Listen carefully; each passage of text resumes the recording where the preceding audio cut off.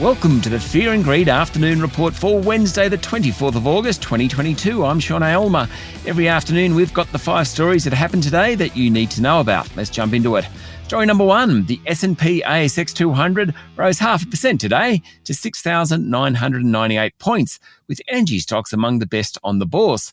As per usual, there were plenty of profit results around. Coles Group fell nearly 5% after reporting $240 million in COVID-19 costs, which hit the company's full-year bottom line. EML Payments was the worst on the bourse, down 11.6% to its lowest in 7 years after discovering fraudulent activity in its European operations. APA Group dropped more than 2%, even as it advised of a further increase in the dividend payout to shareholders for this coming year. WiseTech was a top performer, jumping at more than 12% after delivering an 80% jump in profit. Not bad. Domino's Pizza leapt 7.6% after stepping up expansion in Asia with the acquisition of 287 stores in Malaysia, Singapore and Cambodia.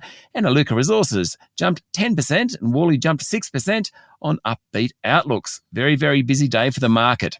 Story number 2, former Prime Minister Malcolm Turnbull says Lachlan Murdoch's legal proceedings against a small publisher are hypocritical, saying the Murdoch media organisations have defamed more people than any other in Australia.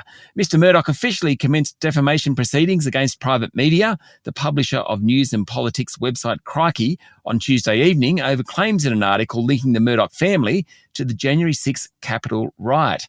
Mr Turnbull didn't hold back. And I quote, "I think it's hypocritical. Very few people have defamed more people than the Murdochs over the years. They're always bleating about freedom of speech and how the defamation laws are too harsh and they stifle free speech."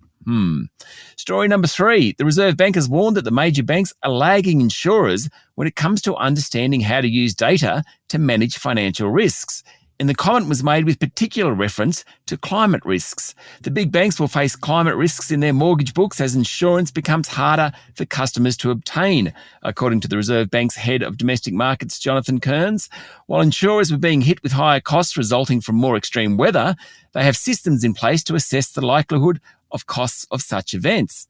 They also had an advantage of being able to reprice premiums annually, something that the banks need to catch up on.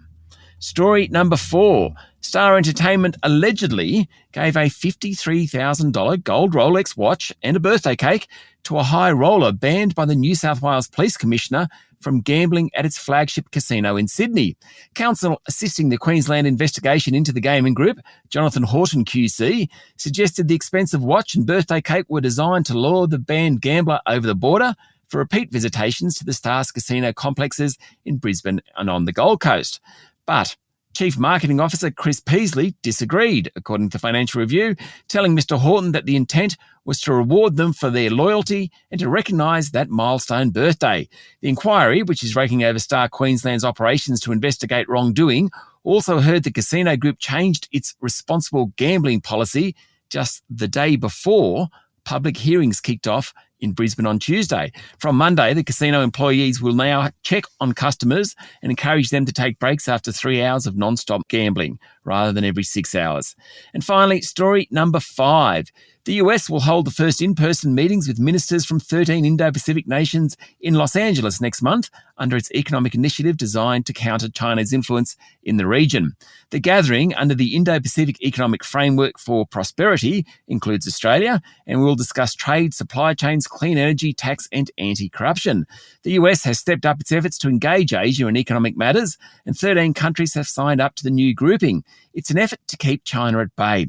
Former President Donald Trump withdrew the US from the Trans-Pacific Partnership in 2017, and the US's influence in the region has sagged ever since.